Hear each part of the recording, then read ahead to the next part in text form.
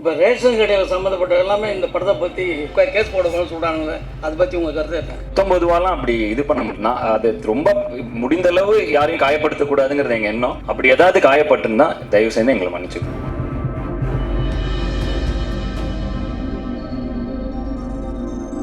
இப்படிப்பட்ட ஒரு விஷயம் நடந்தா இதை நிரூபிக்கிறதுக்கு செத்துப்போன பொண்ணே வந்து சாட்சி சொல்ல வேண்டியதா இருக்கேங்கிற ஆதங்கத்தை பதிவு பண்றான். ஆனா அப்படி இருந்துடக்கூடாது.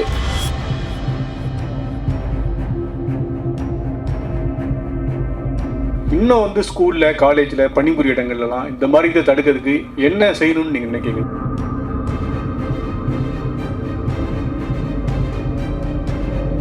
கல்வி தந்தை சொல்லிட்டு தியாகராஜன் சார் வந்து தவறு பண்ணுற மாதிரி கதை சொல்லியிருப்பாங்க. அந்த கதையை கேட்குறப்போ உங்களுடைய அந்த ஃபீலிங் என்ன? இந்த ஒரு கல்வி தந்தையை பற்றி இந்த மாதிரி போடுறீங்களா, ஃபீலிங் இல்லையா அவங்களுக்கு?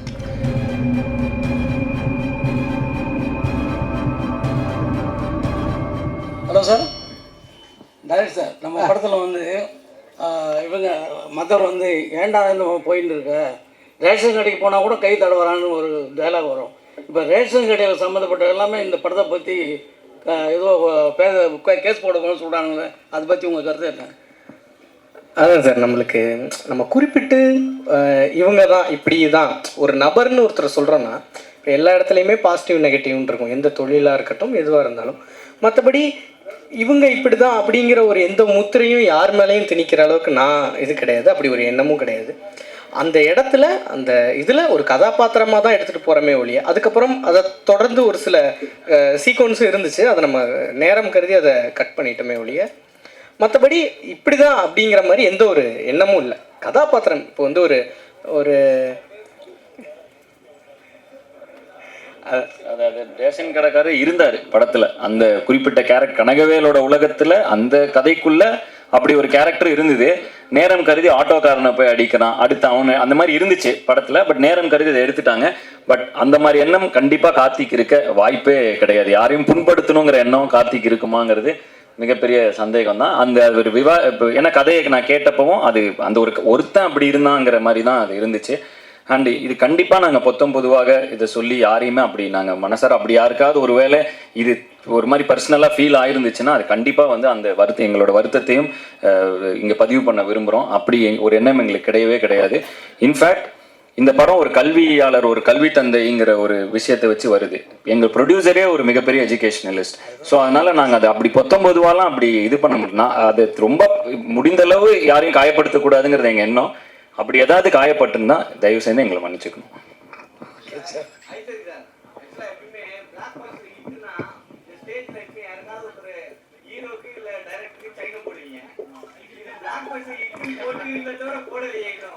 நான் என்ன சொல்லியிருக்கேன், இருங்க 50வது நாள் ஃபங்க்ஷன் கொண்டாட போறேன்னு சொல்லியிருக்கிறேன்.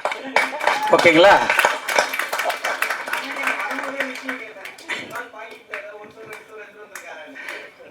அதெல்லாம் ரொம்ப கம்மியாயிடும். இந்த படத்துக்கு பெருசா கொடுக்கணும்.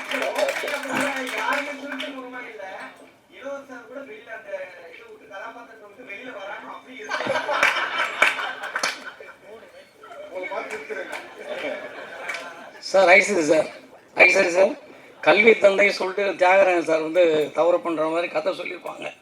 அந்த கதையை கேட்குறப்போ உங்களுடைய அந்த ஃபீலிங் என்ன? இந்த ஒரு கல்வி தந்தையை பற்றி இந்த மாதிரி போடுறீங்களா, ஃபீலிங் இல்லையா அவங்களுக்கு? இல்லை, எனக்கு அந்த ஃபீலிங்லாம் இல்லை. இது வந்து ஒரு நல்ல கருத்து. இந்த கருத்தை நம்ம சொல்கிறதுக்கு இன்னும் ரொம்ப ஆப்டாக இருக்கும் அப்படின்னு தான் நான் நினச்சேன். இல்லை, ஒரு கேர்ளோட வந்து அவர் தவறாக நடக்கிறான்றதை காட்டிருக்கீங்க. சினிமா தானேங்க, அப்போ தானே நம்ம மக்களுக்கு எடுத்து சொல்ல முடியும். இல்லை, கதை கேட்குறப்போ அந்த ஃபீலிங் உங்களுக்கு? இல்லை, அதை கதை கேட்கும்போது எனக்கு கதை ரொம்ப பிடிச்சிருந்ததுனால தான் நானே எடுத்தேன் இந்த படத்தை. எல்லாருக்கும் மக்களுக்கு போய் சேரணும், எல்லா பெண்களுக்கும் போய் சேரணும் அப்படின்றது தான் என்னுடைய ஆசை. அது நிறைவேறிடுச்சு. அதில் எனக்கு ரொம்ப சந்தோஷம். இப்போ பாதி சார், இப்போ நம்ம தமிழ்நாட்டில் இந்தியாவில் இந்த மாதிரி செக்ஸுவல் அபியூஸ்க்கு எதிராக போக்சோ சட்டம் இதெல்லாம் நிறைய இருக்குது. இன்னும் வந்து ஸ்கூலில் காலேஜில் பணிபுரிய இடங்கள்லாம் இந்த மாதிரி இதை தடுக்கிறதுக்கு என்ன செய்யணும்னு நீங்கள் நினைக்கிறீங்க? நிறைய ஸ்கிரிப்ட் பார்த்துருப்பீங்க, மக்கள்கிட்ட பேசியிருப்பீங்க. உங்களுடைய தனிப்பட்ட கருத்தாக என்ன இருக்கு? நான் ஒரு பத்திரிக்கையில் பார்த்தேனே, இந்த படம் ரிலீஸ் ஆகி ஒரு 4வது நாள் எல்லாம் படக்குழுவுக்கும் எல்லாருக்கும் ஷேர் பண்ணேன். ஒரு பத்திரிக்கையில் இதை பற்றி எழுதியிருந்தாங்க. 100 பேர்த்துல 82 பேர் இருக்கிறது, 82 அந்த மாதிரி ஒரு, அதாவது ரொம்ப அதிகமா 82 பேர் என்னமோ இதை பத்தி வெளியே சொல்றது இல்லை, இது எங்கேயுமே சொல்றது இல்லைங்கிற மாதிரி ஒரு ஆர்டிக்கலை ஒரு பத்திரிக்கை வந்து இந்த படம் ரிலீஸ் ஆகி அந்த வாரத்தோட சண்டே அன்னைக்கு இதை போட்டிருந்தாங்க. நான் எல்லாருக்கும் ஷேர் பண்ணேன். அந்த ஆர்டிக்கல்லே இதுக்கான பதிலை சொல்லியிருக்காங்க. இதோட பிரச்சனை என்ன அப்படின்னா வந்து அது ஒரு பத்திரிக்கையாளர், ஒரு ரெஸ்பான்சிபிளான ஒரு பத்திரிக்கையாளர் அந்த டைம்ல அதை ரிப்போர்ட் பண்ணணும்னு எடுத்து அது ஒரு ஆர்டிக்கலாக கம்பைல் பண்ணி எழுதியிருக்காரு. அது வேணா அது எங்கே இருக்குன்னு தெரியல, நான் கண்டிப்பாக என்னோட இதில் கூட நான் ஷேர் பண்ணுறேன், என்னோட இன்ஸ்டாவில் கூட ஷேர் பண்ணுறேன். அதில் என்ன சொல்லியிருக்காருன்னா, இது அனைத்துக்குமே காரணம் வந்து மனநிலை தான் இதோட முக்கியமான பிரச்சனைங்கிறது தான் அந்த ஆர்டிக்கல் சொல்லுது. நானும் இது என்ன எப்படி பார்க்குறேன் அப்படின்னா, பொதுவாகவே நம்ம வளர்கிற சூழ்நிலை, சுற்றி இருக்கிற என்விரான்மெண்ட், இது எல்லாமே ஒரு சின்ன வயசுலேருந்து ஒரு நாய்க்குட்டியை வளர்க்குறதுல கூட அப்படி தான். அது எப்படி அந்த என்விரான்மெண்ட்டுக்கு எப்படி இது என்விரான்மெண்ட் எப்படி இருக்கோ அதை பொறுத்து தான் அதோட குணாதிசயங்கள் இருக்கும். நல்ல ஒரு சமூகத்தையும் நல்ல ஒரு ஆக்கப்பூர்வமான ஒரு கம்யூனிட்டியும் நம்மளை சுற்றி நம்ம கொண்டு வந்துட்டோம்னா இந்த மாதிரி நடக்கக்கூடிய சில குற்றங்கள் வந்து குறையும். அது குறிப்பாக பாலியல் குற்றங்கள் குறையிறதுக்கு சுற்றி இருக்கிற என்விரான்மெண்ட்டும், ஏன்னா ஒவ்வொருத்தரோட மனநிலை ரொம்ப முக்கியங்கிறாங்க. அப்படின்னா அப்போ அது என்விரான்மெண்ட்ல இருந்தால் ஒருத்தரோட மனநிலை அதுக்கேற்ற மாதிரி தான் ரியாக்ட் ஆகணும், சொசைட்டிக்கு ஏற்ற மாதிரி. ஸோ அப்போ அந்த சொசைட்டியாகவே நம்ம பொதுவாகவே தமிழ் சமூகம் என்பது ஒரு அறிவார்ந்த சமூகம். இன்னைக்குன்னு இல்லை, பல ஆயிரம் வருடங்களாக அது ஒரு அறிவார்ந்த சமூகமாக முடிந்தவரை இருந்து வருகிறது. அப்படிப்பட்ட ஒரு இதில் வந்து இன்னைக்கு வந்து நம்மளுக்கு ஒரு எக்ஸ்ட்ரா இப்போ நிறைய நடக்கிறனால சொல்கிறேன், ஒரு எக்ஸ்ட்ரா கேர் இருக்க வேண்டியது, இந்த சமூகத்து மேலே ஒரு அக்கறை நமக்கு எல்லாருக்கும் இருக்க வேண்டியது முக்கியம்னு பார்க்குறேன். இது வந்து மனநிலை சம்மந்தப்பட்ட ஒரு பிரச்சனையாக தான் நான் பார்க்குறேன். டைரக்ட் சார், படம் மூவி முடிஞ்சு வெளில வரும்போதும் கேட்ட கேள்வி தான், ரியல் சேர்மன் காலேஜ் சேர்மன் வந்துட்டாரு, ரியல் சேர்மன் ஏன் வர மாட்டாரு? இல்லை, அவர் வரக்கூடாதுன்னு இல்லை, யாரும் பேசவும் இல்லை, தியாகராஜன் சாரை பற்றி யாரும் பேசவும் இல்லை. இல்லை அப்படிலாம் இல்லை, அவர் ஆல்ரெடி போன இதில் பேசியிருந்தோம், ஒரு இன்டர்வியூவில் பார்த்தீங்கன்னா பேசிகிட்டு இருக்கோம். நீங்கள் அத்தனை பேர் அதை அவரை பற்றி பேசியிருக்கீங்க, அப்படிலாம் இல்லை. அவர் வந்து இப்போ அவர் உடல்நலத்தையும் கருத்தில் கொண்டு நாங்கள் ஸோ அதனால அவரை நாங்கள் டிஸ்டர்ப் பண்ணுறது அவ்வளோ கரெக்டாக இருக்காது. நீங்கள் இப்போ நாங்கள் இங்கேயுமே வந்து இப்படி ஒரு விழா நடக்க போகுது அப்படின்னோம், நிறைய இப்போ அதாவது பாக்யராஜ் சார் ஆகட்டும், அவங்க வந்து அவங்களோட ஆசீர்வாதங்களுக்கு கொடுக்கணும்னு அவங்க வந்தது வந்து நாங்கள் வந்து வந்தவங்களுக்கு ரொம்ப நன்றின்னு தான் சொல்ல முடியும். வராதவங்க வந்து அது அவங்களுக்கு அவர் சார் ரொம்ப ஆல்ரெடி அவருக்கு ஹெல்த் இஷ்யூஸ் இருக்குது. ஸோ அவரை அப்படி நீங்கள் அது எதுவும் இது பண்ணாதீங்க. எங்களுக்கு அவர் படத்தில் அவ்வளோ பெரிய ஒரு விஷயம் நடந்திருக்கு இல்லையா, எங்களுக்கு ரொம்ப ஹாப்பி தான். அதாவது நான் இந்த இடத்துல அப்படி தான் சொல்லணும்னு நம்ம சொல்லலை. அந்த கதையின் நாயகன் அந்த கனகவேலுங்கிறவன் என்ன சொல்கிறான்னா, அவனோட ஆதங்கத்தை பதிவு பண்ணுறான்.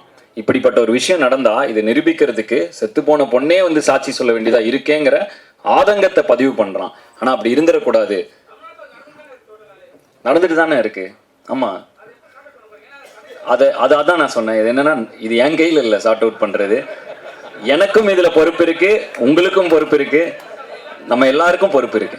இதுக்கு சொல்யூஷன் வந்து என் கையில இருந்தா கொடுத்துருப்பேன், இவர் கையில இருந்தா கொடுத்துருப்போம். பட் இந்த சொல்யூஷன் நம்ம சமுதாயம் மொத்தம் நம்ம எல்லார் கையிலும் இருக்குதுங்கிறனால இதுக்கான சொல்யூஷனை நம்ம தான் எல்லாரும் சேர்ந்து எழுத போறோம்.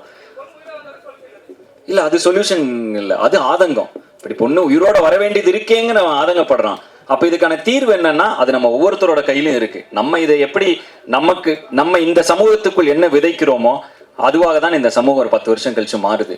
ஸோ தொடர்ந்து ஆக்கப்பூர்வமான விஷயங்களையும் நல்ல விஷயங்களையும் நம்ம தொடர்ந்து நீங்கள் எழுதுவது மூலமாகவும் நாங்கள் படைப்பதன் மூலமாகவும் நம்ம பண்ணிக்கிட்டே இருந்தோம்னா கண்டிப்பாக இந்த சமூகம் ஒரு நல்ல சமூகமாக ஒரு ஆல்ரெடி ஒரு நல்ல லேர்ன்ட் எஜுகேட்டட் இதாக தான் நிறைய உலக அரங்கில் நம்ம பார்க்கப்படுகிறோம், தமிழர்களாக பார்க்கப்படுகிறோம். தொடர்ந்து இது பண்ணா